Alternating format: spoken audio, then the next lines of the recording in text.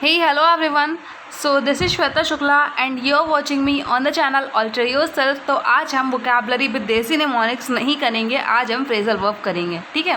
क्योंकि जितना वोकैबलरी जो हमारा वर्ड्स और सिनोनिम्स एंटोनिम्स ये सब इंपॉर्टेंट है, उतना ही वह फ्रेजल वर्ब भी इंपॉर्टेंट है, ठीक है। फ्रेजल वर्ब भी काफ़ी भर भर के पूछा जाता है एग्ज़ाम्स में, और बहुत से बच्चों की, मेरे हिसाब से 60% बच्चों को ये इश्यू रहता है कि भाई फ्रेजल वर्ब नहीं याद होते हैं। किसी को भी नहीं याद होते हैं, देखो यार बहुत टफ होता है उसको याद रखना। लेकिन हम क्या करेंगे, हम यहाँ पर वीक में 2 डेज़ डेडिकेटेडली क्या करेंगे, फ्रेजल वर्ब को देंगे, ठीक है।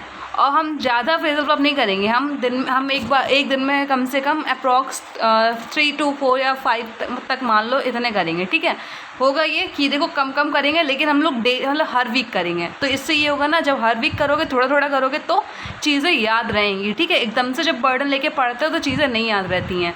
इस बात को आप अपने दिमाग में बैठा लें। और आज स्टार्ट करते हैं आज का सेशन, और यहाँ से हम जाएंगे तो जितने फ्रेजल वर्ब हम यहाँ पर करेंगे उतने को बिल्कुल पक्का पक्का करके जाएंगे। चलिए स्टार्ट करते हैं आज का। देखो फ्रेजल वर्ब क्या होता है ये जानना बहुत ज़रूरी है। तो फ्रेजल वर्ब क्या होता है, क्या पता है आपको फ्रेजल वर्ब के बारे में? देखो फ्रेजल वर्ब जो होता है वो फंक्शन तो एज अ वर्ब ही करता है। Phrasal verb as a verb function करता है, लेकिन वो कॉम्बिनेशन होता है वर्ब का, या फिर वर्ब का एडवर्ब के संग कॉम्बिनेशन होता है, या फिर वर्ब का प्रपोजिशन के संग कॉम्बिनेशन होता है, ठीक है। जो फ्रेजल वर्ब होता है वो वर्ब तो एज अ वर्ब ही करता है, लेकिन वो कॉम्बिनेशन किसका होता है, वर्ब या एडवर्ब का कॉम्बिनेशन होता है, या फिर वर्ब या प्रपोजिशन का कॉम्बिनेशन होता है। चलिए आते हैं अब हमारे आज के फ्रेजल वर्ब पर।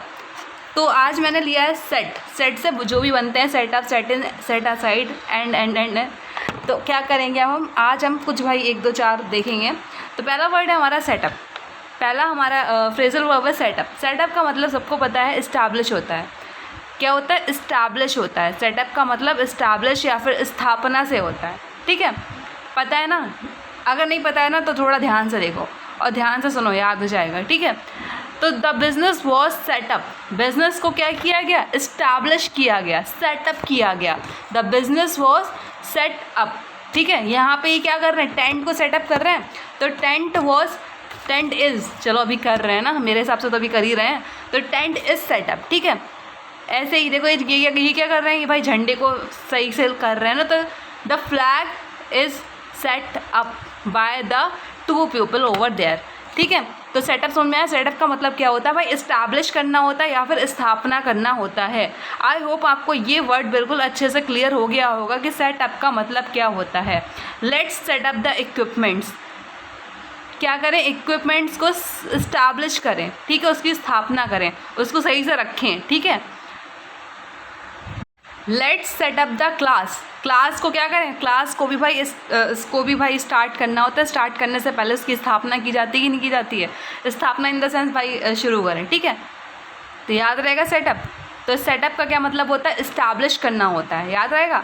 चलिए आते हैं आगे। आज का जो हमारा आगे का वर्ड है फ्रेजल वर्ब है सेट इन। सेट इन का क्या मतलब होता है, देखो सेट प्लस इन आ रहा है यहाँ पर, ठीक है।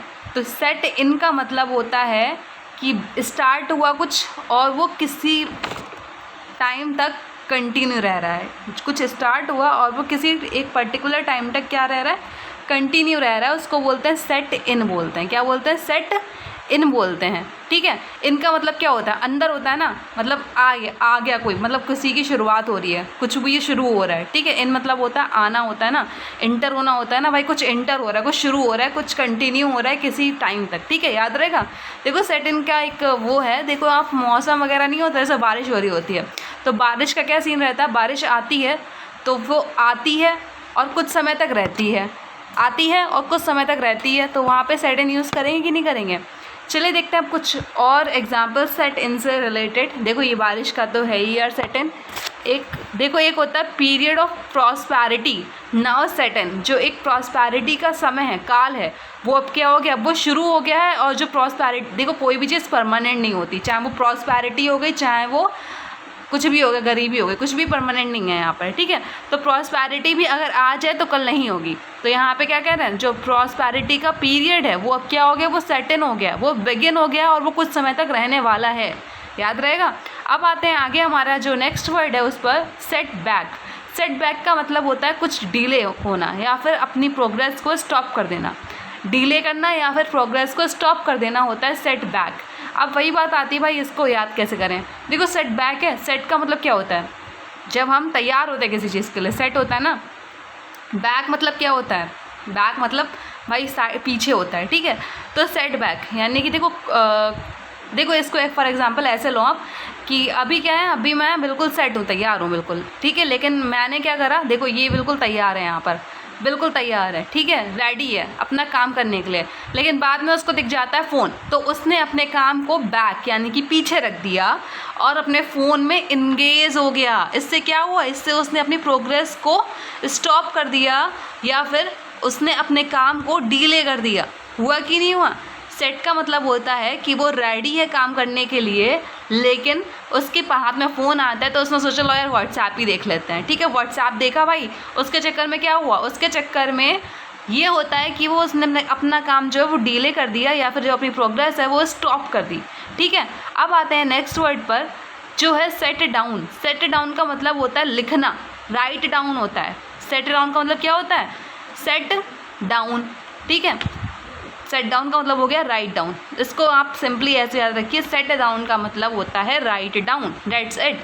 लिखना होता है, क्या होता है, सेट डाउन का मतलब लिखना होता है, राइट डाउन होता है, ठीक है, याद रहेगा। सो आज के इतने हमारे फ्रेजल वर्ब्स थे, अराउंड 4 फ्रेजल वर्ब्स थे हमारे। आई होप आपको ये पक्के से याद हो गए होंगे, नहीं याद हुए तो एक बार फिर से स्टार्ट करते हैं ऐसे ही रिवीजन। सेटअप क्या होता है, इस्टेब्लिश होता है, यानी कि स्थापना करना होता है। फिर क्या बताया, सेट इन क्या होता है, कोई चीज़ शुरू होती है और फिर कंटिन्यू रहती है किसी एक टाइम तक।